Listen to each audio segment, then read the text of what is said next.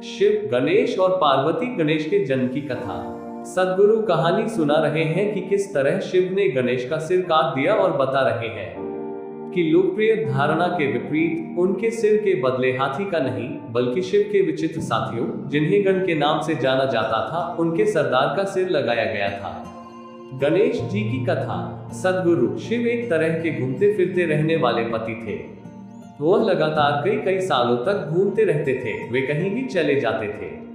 उन दिनों कोई सेल फोन और ईमेल नहीं हुआ करते थे, इसलिए जब वह जाते थे तो पार्वती का उनके कोई संपर्क नहीं रहता था और वह काफी अकेलापन महसूस करती थी। साथ ही शिव की प्रकृति को देखते हुए उन्हें मानव मूल का नहीं यक्ष स्वरूपी माना जाता था, इसलिए पार्वती उनके बच्चे को जन्म नहीं दे सकती थी।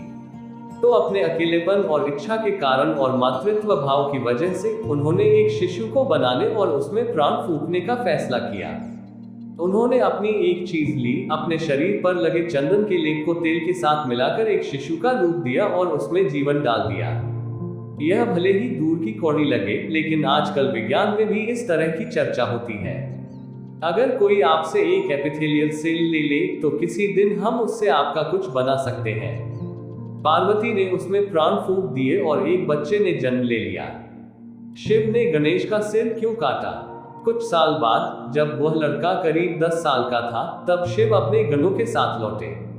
पार्वती स्नान कर रही थी और उन्होंने उस छोटे बच्चे से कहा, ध्यान रखना कि कोई इस तरफ न आने पाए। लड़के ने कभी शिव को देखा नहीं था, तो जब वह आए, लड़के ने उन्हें रोक दिया। शिव दूसरे ही मूड में थे, रुकने के लिए तैयार नहीं थे, तो उन्होंने अपनी तलवार निकाली और लड़के का सिर काट दिया। फिर पार्वती के पास आए। जब पार्वती ने उनके हाथ में खून लगी तलवार देखी तो वह समझ गई कि क्या हुआ। उन्होंने लड़के को सिर विहीन वहां पड़े देखा तो उनका गुस्सा भड़क गया। शिव ने उन्हें समझाने की कोशिश की, कोई बात नहीं, वह तुम्हारा असली पुत्र नहीं है। आखिरकार तुमने उसे बनाया और मैंने नष्ट कर दिया, इसमें क्या परेशानी है? लेकिन वह सुनने के मूड में नहीं थी। गणेश के पास हाथी का सिर क्यों नहीं है? बात को सुझाने के लिए शिव ने अपने एक गण का सिर लिया और लड़के की धड़ पर लगा दिया। गणेश चतुर्थी वह दिन होता है जब उनके सिर को दोबारा लगाया गया था। शिव ने गणों के सरदार का सिर लेकर इस लड़के पर लगाया था, इसलिए वह बोले, अब से तुम गणपति हो, तुम गणों के सरदार हो। बाद में जाकर कैलेंडर कलाकार इस दूसरी तरह के प्राणी को नहीं समझ पाए और उन्होंने एक हाथी का चेहरा बना दिया। कथाओं में बताया जाता है कि कैसे गणों के अंगों में हड्डियां नहीं होती थी। इस संस्कृति में हड्डियों के बिना किसी अंग का अर्थ हाथी की सूंड से लगाया जाता है, इसलिए कलाकारों ने हाथी का सिर बना दिया। आपको मानसरोवर के किनारे कोई हाथी नहीं मिलेगा क्योंकि वह इलाका उनके लिए सही नहीं है। वहां एक हाथी के लायक हरियाली नहीं है। शिव हाथियों को काटने नहीं गए होंगे, इसलिए गणेश के कई नाम हैं, गणेश, गणपति, विनायक, लेकिन उनका नाम गजपति नहीं है। गण शिव के साथी थे। हम नहीं जानते कि वे कहां से आए थे, लेकिन आमतौर पर कहानियों में उन्हें ऐसे प्राणियों के रूप में दिखाया जाता है जो इस लोक के नहीं थे। उस जीवन की बनावट इस जीवन से बहुत अलग है जिसे हम जानते हैं। आजकल आधुनिक बायोलॉजी साफ साफ कहती है कि एक कोशिका वाले जानवर से जीवन के सभी जटिल रूपों और मनुष्य की रचना हुई, लेकिन जीवन की मूलभूत प्रकृति वही है, उसमें बदलाव नहीं हुआ है।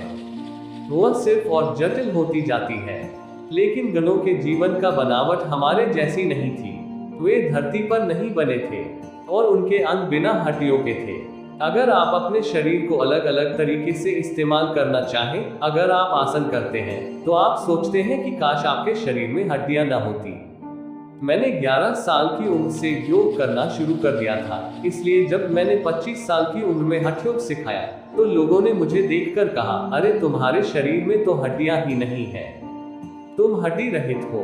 यह हर योगी का सपना होता है कि एक दिन उसके अंगों में हड्डियां नहीं होंगे ताकि वह जो चाहे वह आसन कर सके। गोल मटोल विद्वान। हजारों सालों से गणेश चतुर्थी मनाई जा रही है और गणपति सबसे लोकप्रिय और भारत से सबसे ज्यादा बाहर जाने वाले देवता बन गए हैं। वह बहुत लचीले हैं, वह कई रूप और मुद्राएं अपना सकते हैं, वह शिक्षा के देवता भी हैं, वह एक बड़े विद्वान थे। गणपति को हमेशा एक किताब और कलम के साथ दिखाया जाता है। जो उनकी विद्वता को दर्शाता है। उनकी विद्वता और बुद्धि आम इंसानों की क्षमता से परे थी और उन्हें भोजन बहुत पसंद था। आमतौर पर अगर किसी को विद्वान दिखना है तो वह दुबला पतला होना पसंद करता है, लेकिन यह खाते पीते गोल मटोल विद्वान थे। इस दिन आमतौर पर लोग मानते हैं कि आपको बस अच्छा खाना चाहिए। लोगों ने सिर्फ उनका मोटा पेट देखा, लेकिन नए सिर में उससे बड़े दिमाग को नजरअंदाज कर दिया। वह सबसे महत्वपूर्ण है। उनका पेट बाद में मोटा हुआ। शायद इतने बड़े सिर के साथ उनका चलने का मन नहीं करता था, लेकिन महत्वपूर्ण यह है कि उनकी बुद्धि बढ़ती रही। तो यह दिन सिर्फ खाने का नहीं है। इस दिन आपको अपनी बुद्धि को बढ़ाना चाहिए, पेट को नहीं। सभी योग अभ्यास एक तरह से इसी बारे में है कि आपकी बुद्धि को एक जगह अटका हुआ नहीं होना चाहिए। ऐसे हजारों उदाहरण हैं जहां लोगों ने सरल आध्यात्मिक अभ्यासों से कई अलग अलग रूपों में अपनी बुद्धि को बढ़ाया। चिंता मत कीजिए, आपकी सूरन नहीं निकल आएगी, लेकिन आप बुद्धि को और बढ़ाने की कोशिश कर सकते हैं। गणेश चतुर्थी का महत्व। मानवता ने हमेशा अच्छे लोग पैदा करने की दिशा में काम करने की बड़ी गलती की है। हमें अच्छे लोगों की जरूरत नहीं है, हमें समझदार लोगों की जरूरत है। अगर आपके पास समझदारी है तो आप सही चीज करेंगे। लोग मूर्खतापूर्ण चीजें इसलिए करते हैं क्योंकि उनके पास समझदारी नहीं होती। चालाकी कोई बुद्धिमानी नहीं है। बुद्धिमानी का मतलब चतुर होना नहीं है। अगर आप वाकई बुद्धिमान हैं तो आप 100% अस्तित्व के तालमेल में होंगे, क्योंकि बुद्धिमान होने का कोई दूसरा तरीका नहीं है। बुद्धिमानी का चिन्ह यह है कि आप अपने आसपास की हर चीज के साथ पूरी तरह तालमेल में हैं। आप अपने अंदर और बाहर कम से कम विचलन के साथ जीवन जी रहे हैं। गणेश चतुर्थी कम से कम अपनी बुद्धिमानी को बढ़ाने की कोशिश शुरू करने का दिन है। अगर आप सुबह में आसन करते हुए बिना हड्डियों के हाथ पैरों के लिए मेहनत करें तो ऐसा हो सकता है।